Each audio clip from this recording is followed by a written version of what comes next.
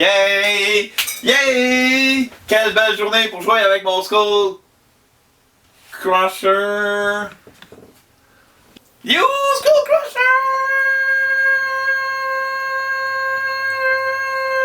Dans ton qui? Hey, allô! Petit ninja! Comment ça va? Sais-tu de quoi qu'on va parler? On va parler de board game! Oui, on va parler de board game! Fait que c'est ça. Alors, petit rappel historique, qu'est-ce qu'un board game? C'est un jeu de plateau, en fait. On va utiliser le vocable français.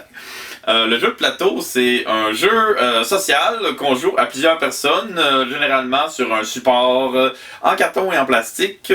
C'est un board. Alors voici, hein, j'ai ici Risk, version Transformer. Alors, pourquoi on appelle ça un jeu de plateau? Parce qu'il y a un plateau! C'est un plateau, et ça c'est une map plus ou moins approximative de Cybertron. Oui, on va parler de Transformer, un moment donné on va parler de Transformer. Alors les objets du jeu de plateau, c'est un moment donné, c'est quand des Égyptiens ont dépecé un petit animal et au lieu de mettre les os dans la soupe, ils ont décidé qu'ils allaient se servir des osselets pour jouer à des jeux. Fait que, ben c'est ça. Hein? Ils ont lancé des osselets, puis ils ont décidé de créer des jeux à partir de ça. Puis après ça, ils ont inventé les dés, qui étaient soit gossés dans le bois, soit dans des os plus gros. Et là, fast forward dans le temps, les jeux sont essentiellement artisanaux, c'est-à-dire que les gens les font eux-mêmes ou demandent à des artisans des faire avec le board dessiné à la main et les pièces gossées dans le bois par un artisan. Et tout change en 1930. 1930, c'est le Monopoly qui est officiellement publié et produit en masse. Monopoly, c'est le jeu qu'on joue avec des gens quand on veut perdre des amis. Ensuite, une vingtaine d'années plus tard, il y a un architecte qui crée le Scrabble. Le Scrabble, c'est un autre jeu qui est encore joué aujourd'hui. C'est ce jeu qu'il faut que tu fasses des mots, puis plus que tu fais des mots cool, plus que ça vaut des points. On fait encore plein de jokes avec le Scrabble. Oh, ce mot-là doit valoir beaucoup au Scrabble. Ensuite arrive 1957. 1957, c'est l'année marquante pour deux jeux particuliers qui sont publiés. Un, la version originale de Risk. Le seul jeu de guerre dans lequel l'Australie est le pays le plus fort. Et Milborn. Milborn, c'est le jeu de cartes avec des mécanismes de cross et de contre-cross, comme genre je te mets une crevaison, je te mets un arrêt-stop, je te mets une lumière rouge, et toi tu peux dire ah non, ta lumière rouge m'affecte pas, ou ta lumière ou ta crevaison, ben j'ai un pneu de secours, and stuff. Fait que tout ça, c'est des mécanismes qui vont être réutilisés plus tard dans d'autres jeux de cartes à collectionner, et on peut dire facilement que Milborn est comme l'arrière-arrière-grand-père de le jeu de cartes à collectionner le plus populaire, qui est Yu-Gi-Oh! Bon, Yu-Gi-Oh! C'est comme le troisième. Je parle bien sûr de Magic the Gathering!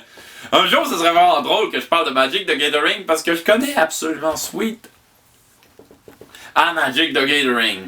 Ensuite, pas longtemps après, il y a un petit jeu qui sort en 1974 et qui n'est pas tout à fait un jeu de plateau et qui va devenir un type de jeu en tant que tel. Attention.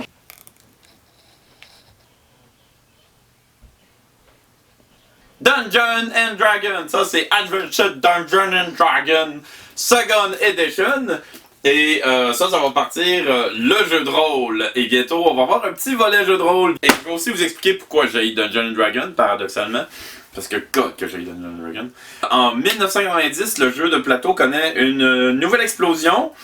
Et c'est là qu'il y a deux écoles de pensée qui se développent. Le jeu américain, qui est fait, qui vise surtout un public plus masculin, c'est des jeux de guerre compliqués, mais pas trop, des parties qui peuvent durer assez longtemps. Le meilleur exemple, ça reste Axis and Allies, le jeu qui simule la Deuxième Guerre mondiale dans son ensemble, et aussi le jeu de plateau allemand. Le jeu de plateau allemand, l'école allemande, c'est plus des règles plus simples, plus qui rejoignent un public plus large, et c'est aussi conçu pour que tous les joueurs soient actifs tout le long d'une partie qui, en général, L'idée, c'est qu'une partie doit être courte et ne jamais durer plus que 2 heures. Ça, c'est l'école de pensée du jeu de plateau allemand. Le jeu de plateau allemand finit par aboutir sur le jeu coopératif. Le jeu coopératif, et là je parle pas de jeux vidéo, mais un exemple, Lily? Pandémie! Yes! Qu'est-ce que ça allait dire? Borderlands? Non, on parle pas de jeux vidéo, Lily, on parle de jeux de plateau, Lily, on parle de jeux de plateau! Caliste! C'est ça, jeu de plateau, putain! Fait que jeu coop, Pandémie. Pandémie, c'est le jeu coop le plus populaire, je pense, actuellement, où les joueurs travaillent ensemble pour prévenir des épidémies à l'échelle planétaire. Et c'est vraiment drôle ce jeu-là, parce que même quand on perd, c'est vraiment drôle de voir les virus massacrer la population complète. Puis là, t'es comme « Oh my god! Oh my god! » Même quand tu perds, c'est le fun. Puis en général, ben, c'est ça, il n'y a pas de compétition, fait que tout le monde travaille ensemble. Fait que c'est une nouvelle pensée du jeu, puis de plus en plus, il y a de plus en plus de gens qui réalisent que jouer compétitivement, c'est pas aussi le fun. Fait que c'est bien qu'il y ait cette niche-là de jeu qui permet de jouer ensemble contre le board. C'est vraiment cool. Et aussi, ben, avec les jeux coopératifs, il y a aussi en même temps une explosion d'un concept qui s'appelle les pubs ludiques. Randolph? Ouais, Randolph, la place, l'adversaire. Et le Joker à Longueuil. Et le Joker à Longueuil. Fait que dans les pubs ludiques, pour un prix modique à l'entrée et l'achat de quelques consommations, vous pouvez essayer plein de jeux différents. Vous pouvez sauver plein d'argent en essayant toutes sortes de jeux et avec des amis. Et en plus, en général, le personnel est très connaissant des jeux. Ils peuvent vous expliquer des points de règle et tout. Fait que si vous avez des questions sur un jeu, il y a tout le temps quelqu'un qui peut vous aider en plus. L'ambiance est en général, bien sûr, c'est un peu plus bruyant que jouer dans son salon avec juste des amis. Aussi, quelques conseils personnels, d'expérience personnelle avant de terminer. Mettons que t'es mal pris ou mal prise, puis il faut que tu joues au Monopoly. Joue pas de pot dans le milieu. Prends pas la règle du pot dans le milieu. Et là, quand je parle de pot dans le milieu, je parle pas bien sûr de marijuana, je parle de cette espèce de règle bizarre dans laquelle tu mets de l'argent dans le milieu, puis à un moment donné, quand quelqu'un passe sur le stationnement gratuit, pour une raison X, le stationnement gratuit fait que tu ramasses le pot, c'est comme si tu gagnais au 6,49 à chaque semaine. Joue pas avec cette règle-là. C'est pas officiel. C'est pas une règle officielle. T'as-tu déjà joué avec cette règle-là, Lily? Jamais. Caroline, t'es chanceuse. Parce que sais-tu ce qui arrive? Quand tu joues pas avec cette règle-là, la game dure pas 4 heures. Mais non, elle dure juste 2 jours. Ben, avec mes parents, là. Oh my god, oh my god. En tout cas, mais ça peut finir assez vite quand il n'y a pas de potes dans le milieu. Fait que c'est ça. Bref, historique du jeu de plateau. On a browsé large, donné quelques dates, on a étudié l'histoire, et bientôt on va aller plus pointu dans ce domaine-là aussi, comme à chaque fois. Mais en attendant, on continue de ratisser large. N'oublie pas de subscriber et de liker notre chaîne. C'était le show normal. Oh my god, je crie tellement de volée après cette vidéo-là.